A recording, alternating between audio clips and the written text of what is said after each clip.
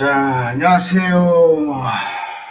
정준환의 아침을 여는 부동산 오늘의 뉴스입니다. 자, 오늘은 2000년 2월 27일입니다.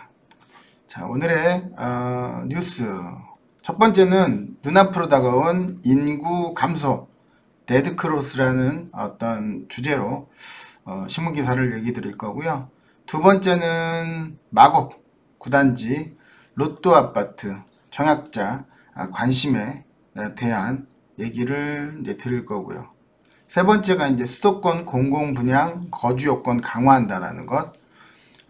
코로나 때문에 코로나니까 지금 1200 오늘 날짜로 61명 지금 벌써 하루 만에 284명이 늘었다네요. 사망자 수는 지금 12명. 걱정이죠. 2명이 올랐고. 이게 이제 25일 오후 4시 대비해서 질병관리본부에서 지금 발표했던 내용입니다. 걱정입니다. 자, 코로나19 영향 때문에 대구 경북이 셧다운 이런 내용으로 여러분들께 얘기 드리려고 합니다. 첫 번째죠. 눈앞으로 다가온 인구 감소 데드크로스. 자, 데드크로스가 이제 출생자 수 대비해서 사망자 수를 비교했는데요. 사망자 수가 더 많다는 거죠. 이제 자연적인 인구 감소에 대한 얘기 부분입니다. 자, 신문기사 내용을 보면 이런 얘기가 있어요. OECD 36개국 회원국 중에 유일한 0%대의 출산율, 그러니까 한 명도 되지도 않는 거죠. 참 이제 걱정인데요.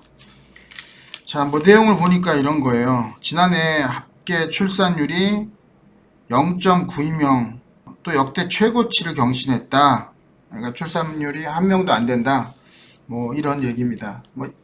보면은 2018년도부터 0.98, 0.92니까 통계청 자료에 의하면 지금 작년, 재작년부터 한 명도 안 되는 그런 상황입니다. 저출산을 해결하기 위해서 정부에서는 2006년도부터 2019년도까지 금액을 보면 총 185조 원을 투입했다는데 해결이 지금 안 되고 있는 거죠. 문제는 이런 거죠. 이제 젊은이들이 이제 결혼을 하기 위해서 1000명 중에 1000명에 대한 인구당 건수가 4.7건이라고 합니다. 그러니까 결혼을 못하고 있는 거죠. 못하고 있는 이유가 뭐겠습니까? 어쨌든 전세나 내 집 마련은 좀 꿈도 꾸기 일반인들한테는 어렵고요. 내 집 마련을 해야 되는데 전세로 들어가거나 주거 비용이 굉장히 높다는 거죠. 힘듭니다.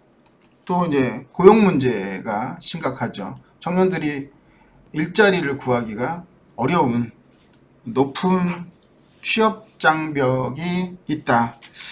이러한 문제점 때문에 조원 인율이 낮다. 이렇게 보여집니다. 좀 안타까운 그런 상황이네요. 오늘의 뉴스 중에 인구 데드크로스 이런 부분에 대해서 첫 번째 뉴스로 꼽았고요. 자, 두 번째 뉴스인데요. 마곡 구단지 로또 아파트 청약자 관심. 워낙 또 마곡지구 구단지를 요번에 분양할 때 싸게 분양하는데요. 보니까 지금 24평형 전용 면적 59제곱미터가 분양가가 지금 5억 885만 원이랍니다. 그러니까 5억대백이 되지 않는 거죠. 인근 아파트 대비해서는 한 5억이면 10억이 인근 아파트 새거가 그렇게 되니까 반값 아파트라고 할 수 있네요. 마곡 구단지가 962가구를 공공 분양한다라고 나와 있네요. 기사를 보면 이제 위치를 보면 마곡지구 구단지 여기가 마곡역하고 이쪽이 이제 송정역이 있죠. 송정역하고 사이에 마곡지구 구단지가 있습니다. 위치로는 마곡역에서 멀지 않으니까 5호선이죠. 괜찮은 게 아니라 로또 아파트죠. 당첨만 되면. 마곡 8단지가 약 한 9억 5천대 정도 되니까 상대적으로 엄청나게 싸다. 이렇게 볼 수 있습니다. 또 신한아파트가 이쪽에 가까이 있거든요. 이제 이곳이 1993년도쯤에 지어진 거니까 이 아파트 대비 오래된 아파트 대비해서도 이곳이 이제 6억 5천에서 7억은 안 될 것 같아요. 한 6억 7, 8천에서 6억 5천 정도 될 것 같은데 이 아파트보다도 더 한 1억 원 정도는 저렴하다, 이렇게 볼 수 있습니다. 이 아파트 장점이 많은 아파트니까 한번 우리 청약에 관심 있는 분들은 노려볼 만하다 해서 두 번째 그 뉴스로 꼽아서 설명드렸습니다. 자, 세 번째 기사는 수도권 공공분양 거주 안 하면 강제로 환수하겠다, 이런 내용인데요.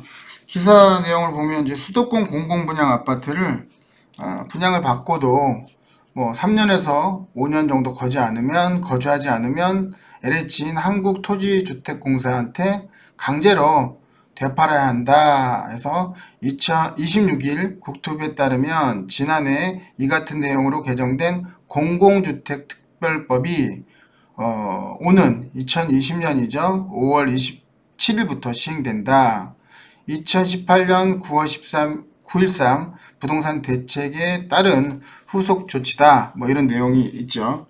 정리해보면 분양받고도 3년에서 5년 거주해라, 안 그러면 강제로 되팔아야 한다, 이런 내용이고요. 예전에는 이런 상황들이 적발이 돼도 그냥 제3자한테 되팔았었어요. 그런 부분들을 막겠다, 이런 취지에서 오늘자 그 기사에 나온 내용입니다. 자, 마지막 네 번째는 코로나, 신종 이제 바이러스죠. 신종 코로나 바이러스 때문에 대구, 경북 이런 곳들, 특히나 이제 대구 같은 경우가 바이러스 감염자들이 확진자들이 좀 가장 많이 발생한 곳인데요. 이곳에 이제 상반기 예정 물량이 한 10개 단지 정도 됐었죠, 상반기만. 근데 이곳이 이제 좀 어렵게 됐다.